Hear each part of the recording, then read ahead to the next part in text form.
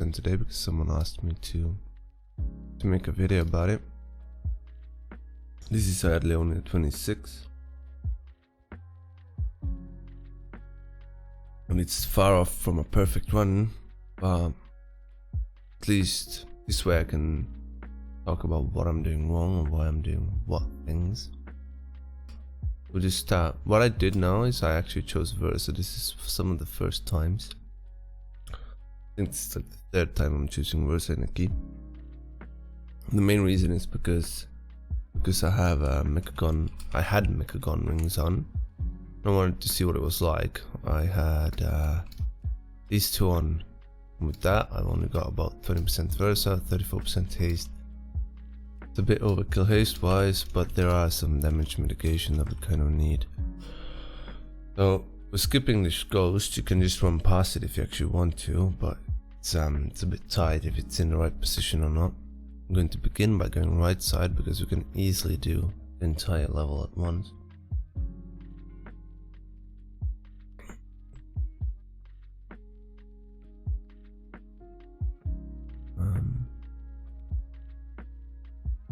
Nothing about this is too big of a deal for us, apart from that two Natural Seams are usually a slight issue, but it's also only 26, so it shouldn't be too big of a deal.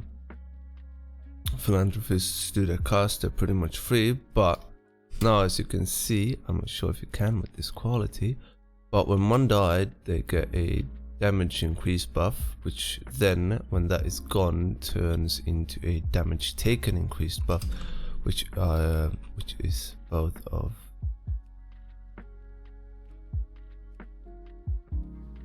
these buffs.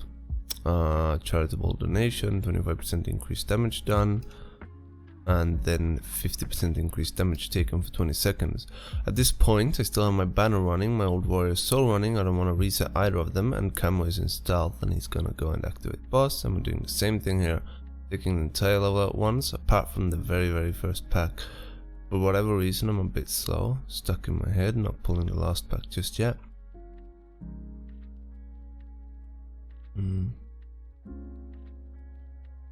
Shouldn't be much to say about this.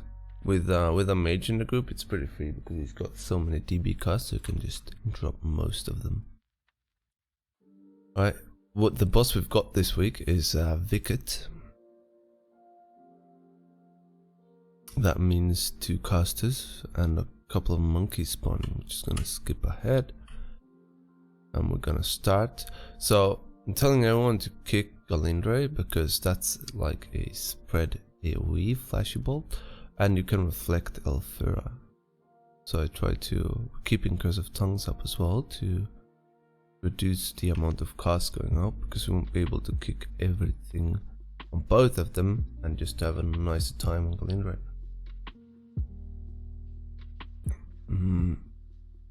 This boss is really not a big deal, but it does hurt a bit. Like the last time we played it, I played with Unbreakable Will, I believe, just to be able to survive things. Ideally, or not ideally, generally, Galindre would do his AoE ability faster, but I think we're skipping some phases.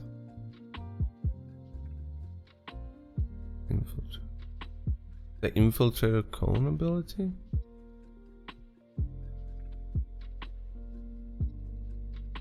I've actually never tried that chest. I'll get back to you with that.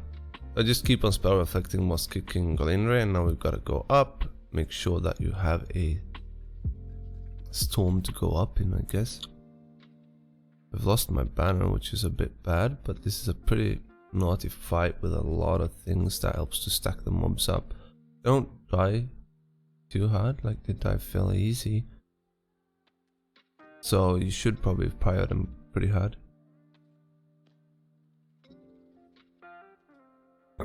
There's a lot of fights this season. I feel like that's giving us a hard time to charge back in and out and so forth, because it's a lot of stuff around everywhere. Going to shroud through this area, then we're just going to play everything outside.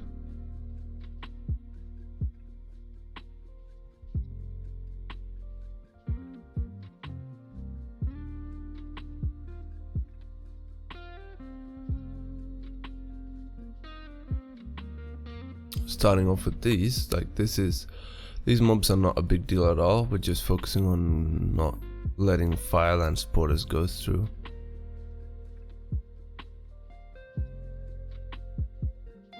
Can we talk about this after, Chess? It's a long time to ask you for, but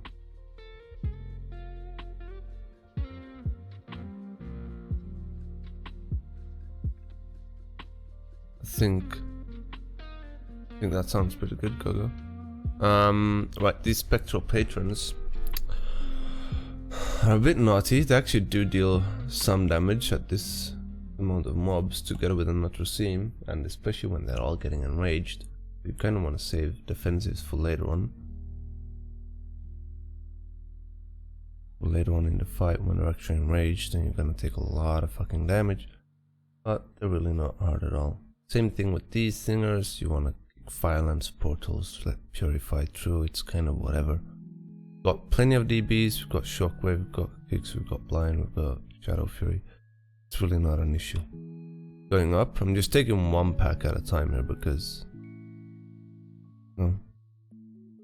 everything uppercuts from 2 packs at the same time and I might be dead. Could have probably started off with double pack and it would have been fine on Tyrannical week, then going into single if I don't have any CDs. This is whatever, we're just doing the same packs. You can always stun the uppercut cast to delay the damage for a bit in case you're low. Keep on going on, and then we're invis potting these ushers. We're going to the right, there's double Necrolord here. Which is great. These mobs do demo shot. You definitely have to kick, you can't stun them or fear them or anything. You just have to, maybe DB, I don't think so. You have to kick it, and it's the valets that are doing demo shot. That is, otherwise that's when we do demo shot, damage down reduced by 20%. This is just to get Necrolord stacks up. After this we're jumping down. We're starting off pretty small. And we've got an Arcane Warden, Necrolord, and some guests. So the Arcane Warden does this AoE ability on your party members. I really don't get why my quality is pretty shit. Oh, is it just this, huh? Right, the Arcane Warden does AoE abilities. Those AoE abilities deal damage to ads here around as well. You can see it's going off and boom.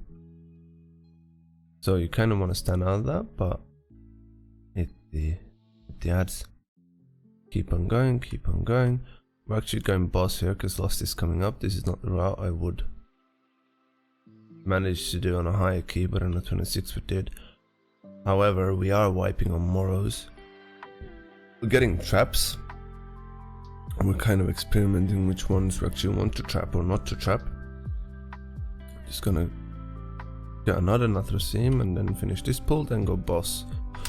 So Mills type and Vonindi are big casters. They just keep on casting, so you gotta keep kicks up for that. Either you want to nuke them insta or you don't want to have both at the same time.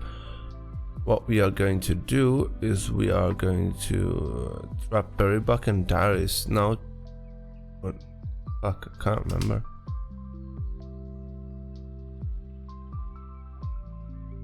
Trapping, okay, these two. Getting that out. Zoom, zoom, zoom. Now we're going to wipe due to having both Berrybuck and Vonindi out, and we're fucking up kicks and people are DPS scoring, I believe, as well. I'm not sure what is actually breaking that. Someone did. That didn't go through, but there is going to be one cast going through from Berrybuck, and that's going to result in us wiping. Now its bleed damage is increased by 50%, and I'm calling for a wipe, even though if we should have, I should have taken Soulstone and we should have kept on playing.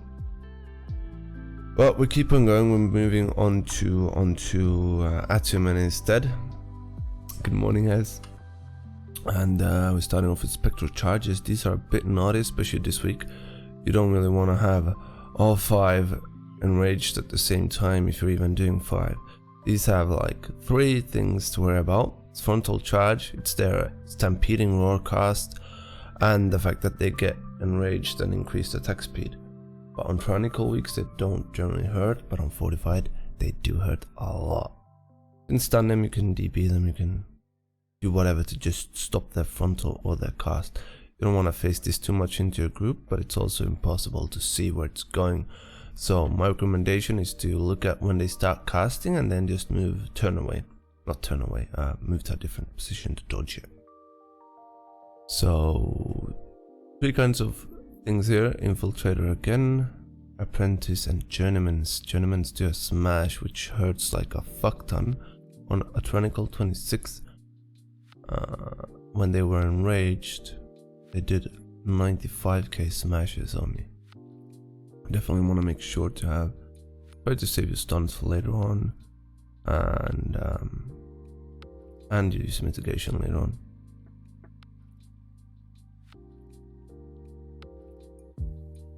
But in general, not a big deal. Just play these somewhat safe. Save. Spectral hands are healing, so make sure that someone is kicking that.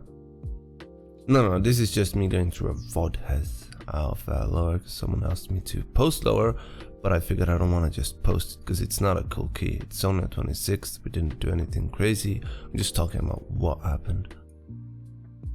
So, finishing this pack, doing this pack. At this point we've got 14 not received stacks. Like this is a lot of stacks. But as I talked about earlier, I picked Versa. I've got 13, but with this one we've got 14. So this means I've got 7% damage reduction from versatility, and that is kind of to help me mitigate Atumen's shared suffering, because I will be mostly soloing it. I don't think I'd replace Aegis. I think I would replace Old Warrior Soul. Okay. Right, Midnight, you want to get him to 50%, then he's gonna demount, and then you want to kill the boss. He's doing 2 abilities when he's demounted, and that is, well, 3 I guess. But the 2 main tank ones is Mortal Strike and Shared Suffering. Mortal Strike is going to reduce your max health, and it's also magical damage, so you can mitigate it slightly with spell effect. Shared Suffering is you can soak it with other players or whatever. Here I used everything that I actually use. Only Shield Wall and EA. I want to see that again. Popping Shield Wall and Aegis. Shield Wall, Aegis, and Guardian Angel from the Spirit. Even though Blizzard said they had fixed Midnight's random hitting a party member, they haven't, so wanna have your friends be wary of being close to him. You might just bash them. Again, get him down to 50, and we're fine. I can't say if I'm asking for help on this one yet or not. I could probably solo this one with Fleshcraft and Last Stand. That was also lucky, because I didn't get hit by the Mortal Strike, and now we're getting it again. And I'm asking for help from both Camo and the Mage. The Mage is coming in with Iceblock, Camo is cloaking, so they don't get any damage taken. But since he did 2 Mortal Strike casts in a row, which was weird, he's going to jump up before he's finishing the cast. That was wasted. No, this is 1.5 times speed. This is 1.5 times the speed, Rosie. Next one, I'm going to soak with GA and probably Shield Wall, maybe even Last Stand, not sure. You can see now with the Mortal Strike I've got 76k health, which is not a lot, but my Aegis, I get Angel, and I Shield Wall. I could have soloed the middle cast as well, I believe. with last stand, but I'm just saving it in case. On a higher key I won't be able to. But the reason I went versatility as the affix on this key was to help me to get this, but I'm definitely not. I don't think I'm doing that again. It's not gonna be too hard to get 10% more versatility, but we're losing so much haste on it. Or another defensive trinket. Again, I can solo this last stand, demo shout, and shield wall, and really rubbing my HP. The thing about that is as well that my mortal strike debuff went out, so I'm sitting with 200k HP. Hey colors and cap accidentally fucked up, but we're not CRing because this is easy. At this point I'm tanking it here because Camo can LOS the stomp behind the wall here, and both the casters can max range it or LOS it. And I was stupid enough to fleshcraft during the stomp and I got shadow locked.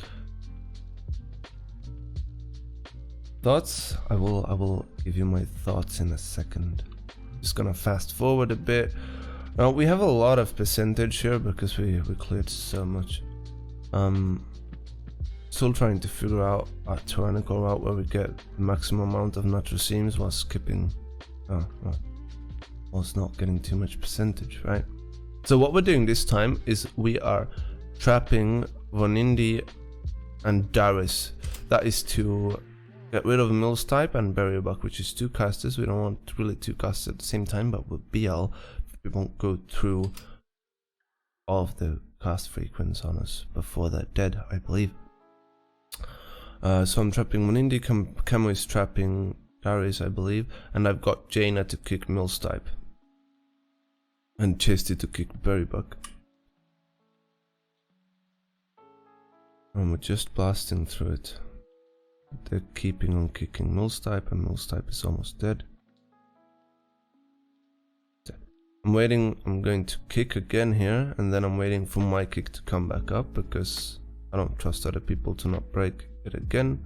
I'm just going to charge in on an indie and kick the first cast, and it will come to us. Which is about now. You can spell effect these casts, but you gotta make sure that they're actually casting on you for that. But again, here you could just kick one indie and focus on Morrows, to be honest, but might as well kill them to be safe. It's not a big deal, we're getting leads on us. Got a debuff which increases. What does it precisely do?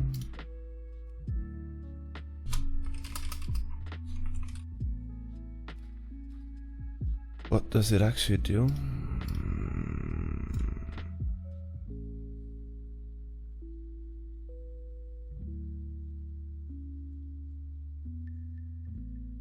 Reduces your armor by 75%, that's pretty big of a deal. But it's a magic debuff, so it can be dispelled, stone formed, or not.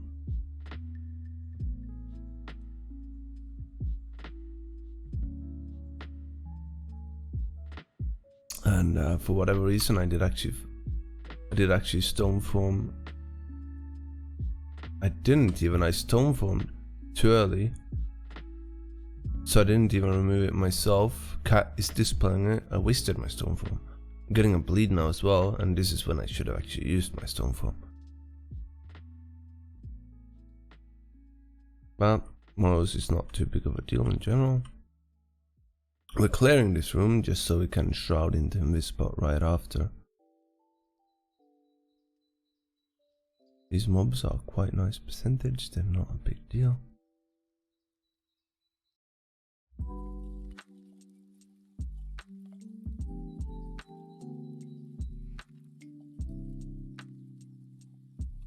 Timer should not be an issue here either. I mean, we had a wipe on Morrows, it's 26.